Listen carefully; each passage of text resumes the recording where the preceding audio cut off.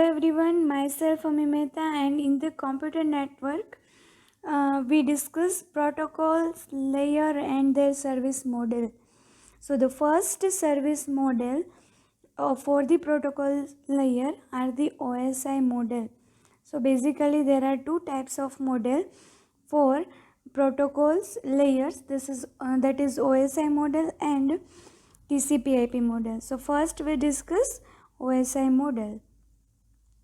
So how actually OSI layer architecture is discussed. So OSI model is based on a proposal developed by the International Standard Organization ISO as the first step toward international standardization of the protocols used in the various layers. It was received in 1995. The model is called OSI, Open System Interconnection. The full form of OSI model is Open System Interconnection Reference Model because it deals with connecting open system, that is system that are open for communication with other system. For example, this system and this system, they both want to communicate with each other. Then there must be some rules, some regulation, some common language which is called the protocol. And the standardized protocol is designed by ISO, which is nothing but the Open System Interconnection Reference Model, and it deals with the connecting open system. And the OSI model has total 7 layers. Now the 7 layers are listed here. So the sequence of layer must be maintained. So the lowermost layer, physical layer. So the first is physical.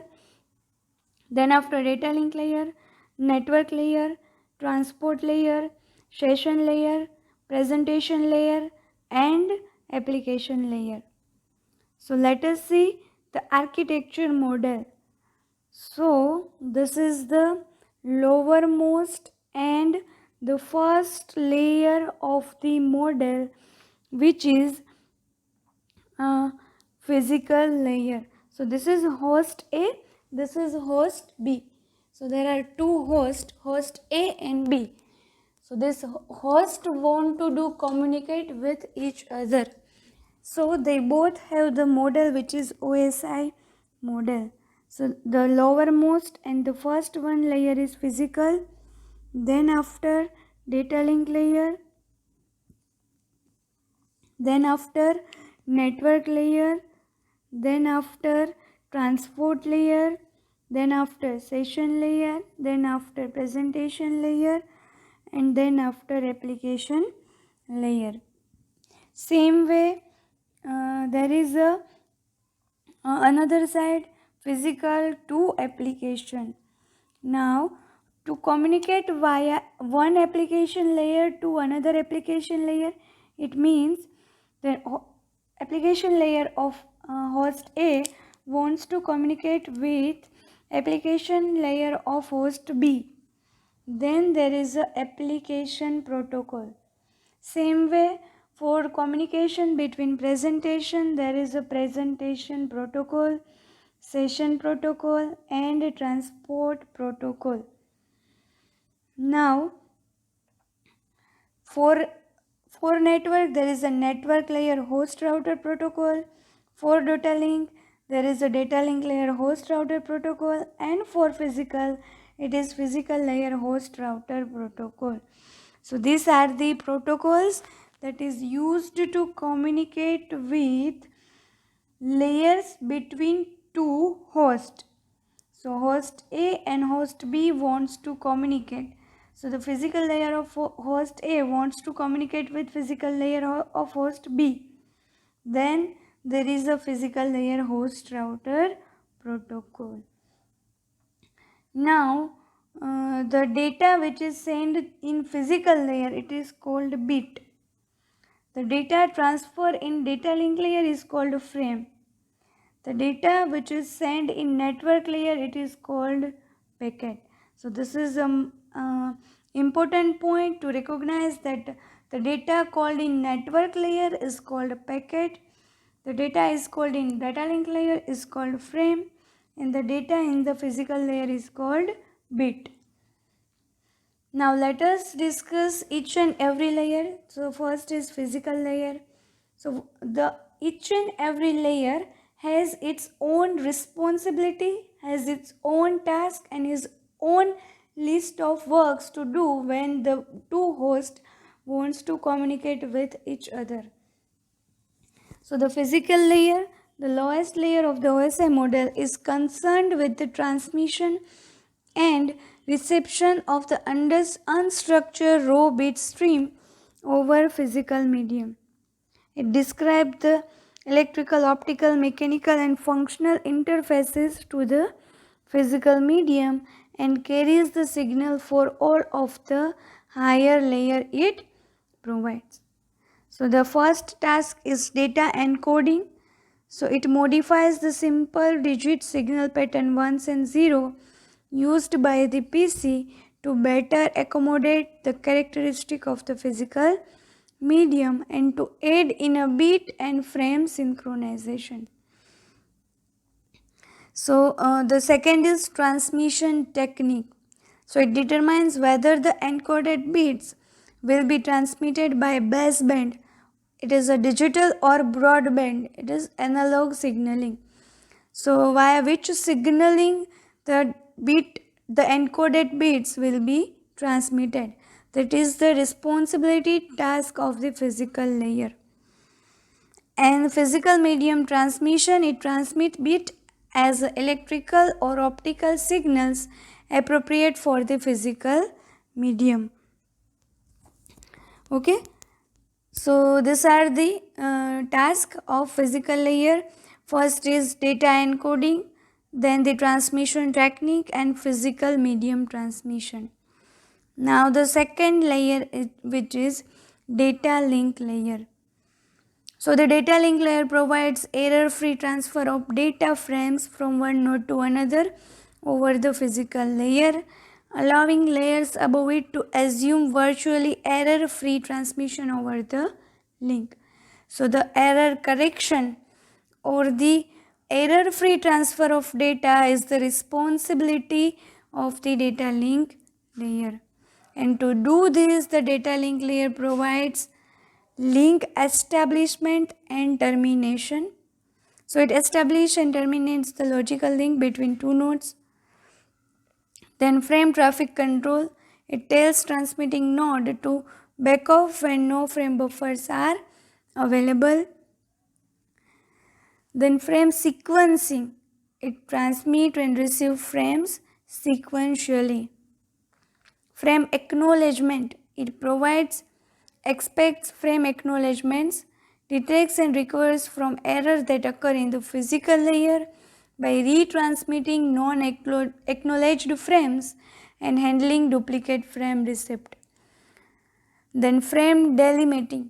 So the all task related to frame is handled in data link layer. So it creates and recognizes frame boundaries. Frame error checking. So it checks received frames for integrity. And media access management.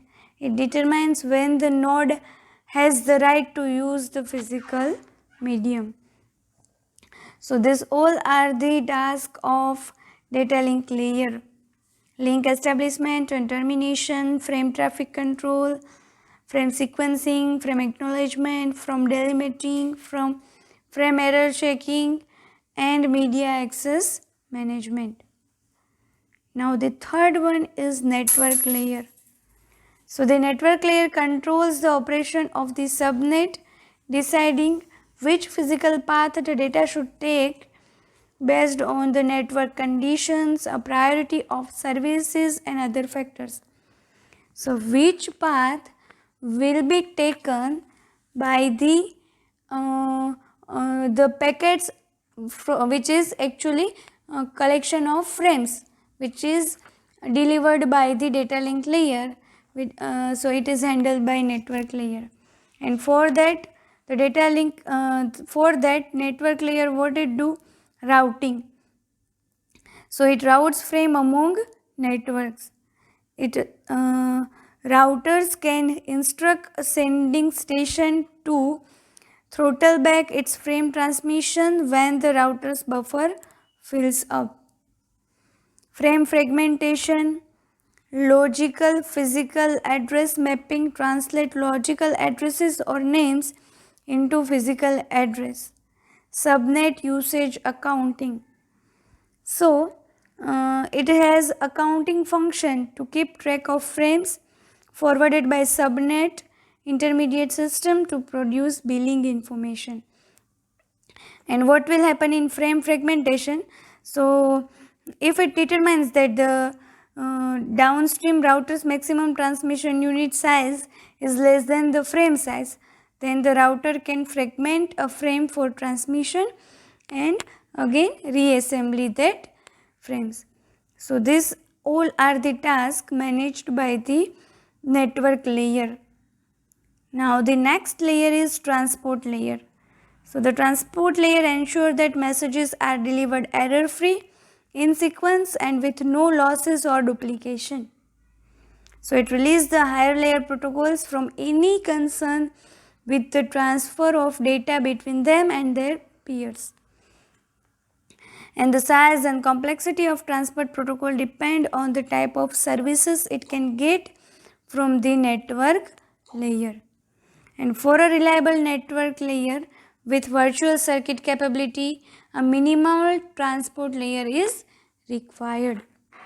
If the network layer is unreliable and only supports datagram, then the transport protocol should include extensive error detection and recovery. And for all this, transport layer provide message segmentation. So accept a message from the layer and split the message into smaller units and passes the smaller units down to the network layer. And the transport layer at the destination station reassembles the message.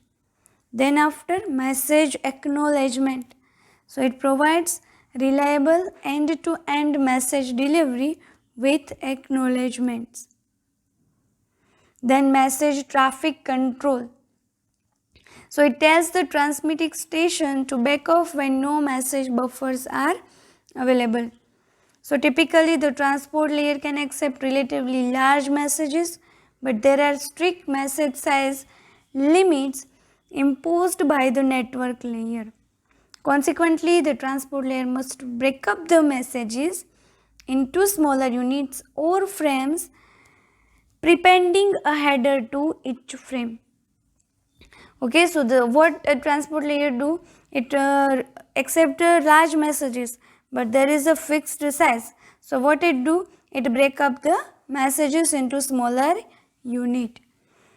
And the transport layer header information must then include the control information. For what? That this is the starting of messages, this is the end, and which enable the transport layer to recognize the message boundaries. Okay, and it also maintain the sequence of it. So this all are the control by the this control information. Now the next layer is session layer. So the session layer allows a session establishment between processes running on different stations, and it provides session establishment, maintenance and termination, which allows two application processes on different machines to establish, use and terminate a connection, which is called a session. So what session support? It performs the function that allow these processes to communicate over the network, performing security, name recognition, logging and so on. And the presentation layer. So this is the sixth one layer. So the presentation layer formats the data to be presented to the application layer. So the main task of the presentation layer is to format the data which is again delivered to the application layer. And for that, The presentation layer provides character code translation. For example, ASCII to the ABCDIC code. Then data conversion, so bit order, CRLF, integer floating point, and so on. Data compression, so it reduces the number of bits that need to be transmitted on the network. Data encryption, what it do, it encrypt data for security purpose, for example password encryption. So this is the task of presentation layer. And the last one, seventh and uppermost layer, which is application layer. So the application layer serves as a window for user and application processes to access network services. This layer contains a variety of commonly needed functions like resource sharing and device redirection, remote file access, remote printer access, inter-process communication, network management, directory services, electronic messages, network virtual terminals. These all are supported by the application layer. So this all are the 7 layers of OSI model. Each and every layer has its own task and responsibility that they have to follow while one node is communicating with another node. Okay, thank you.